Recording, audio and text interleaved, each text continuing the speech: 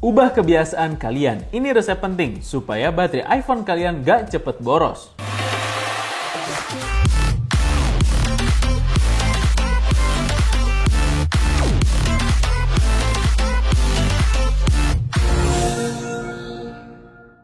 Tips yang pertama, kita bisa atur beberapa aplikasi yang dirasa makan baterai lebih gede. Mungkin di sini gue sering banget buka aplikasi TikTok. Cara mudahnya, sekiranya kita sudah membuka aplikasi, kita harus tinggal close all tabs aja. Karena dengan close all tabs itu sudah menstop pemakaian aplikasi dan baterainya tidak akan termakan sama sekali. Tips yang kedua, untuk haptic keyboard bisa kita nonaktifkan loh. Karena asal kalian tahu aja ya, untuk fitur ini ternyata cukup memakan daya baterai iPhone. Tips yang ketiga, soal tingkat kecerahan brightness layar iPhone itu nggak usah terang-terang banget. Kalau bisa, bagian automatic brightness-nya dinonaktifin aja dan bisa kita atur secara manual ya mungkin di sekitar 30-50% untuk tingkatan brightness layar iPhone kita.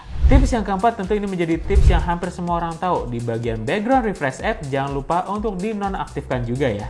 Tips yang kelima, jarang banget orang yang tahu. Gunain fitur offline maps. Kalau berpergian kita nggak perlu ada khawatir lagi baterai iPhone cepat habis. Dan ini tentu sangat menguntungkan sekali bagi kalian para rider motor yang berpergian jauh dan nggak ada tempat untuk nge-charging iPhone.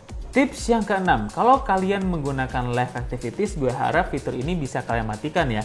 Karena live activities ini bisa jadi duet combo dengan always on display untuk abisin baterai kamu lebih cepat. Tips yang ketujuh, kita bisa menonaktifkan tampilan widget di bagian lock screen. Karena widget ini sama seperti fitur live activities yang selalu up to date nunjukin notifikasi dari app ataupun fitur yang kita pakai. Next, ada 4 langkah terakhir yang akan gue sebut. Bakal menjadi tips yang berpengaruh banget agar baterai iPhone kita jadi lebih tahan lama.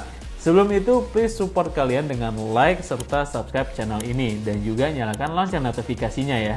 Tips yang ke-8, aktifin fitur low power mode ketika baterai iPhone kalian menyentuh di titik 20%. Nah, di bagian ini cukup unik juga untuk kita bahas ya. Kalian tahu nggak sih kenapa harus nge-charging baterai iPhone sebelum di angka 20%? Karena iPhone bakal jauh lebih panas kalau kalian nge-charge ketika baterai iPhone ini di bawah 20%. Saran dari gue lebih baik nge-charging iPhone mulai dari baterainya itu di kapasitas 21% ke atas. Jadi untuk nge-reach di angka 50% juga nggak makan waktu yang cukup banyak. Tips yang ke-9, pakai salah satu fitur yang ada di focus mode itu bisa membuat baterai iPhone tuh jauh lebih hemat loh.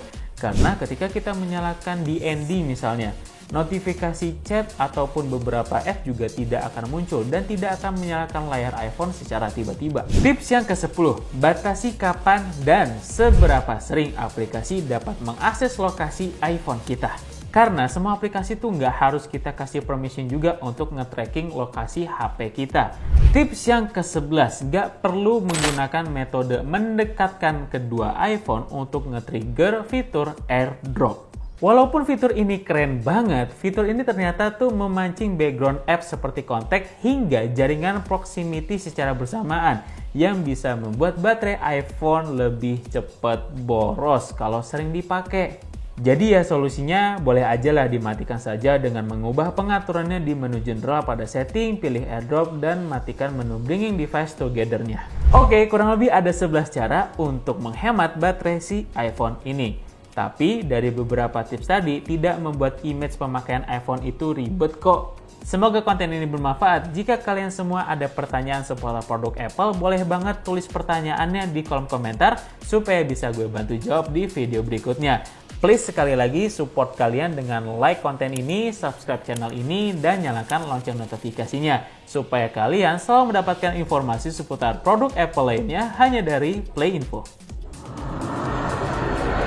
Playworks, the official license store.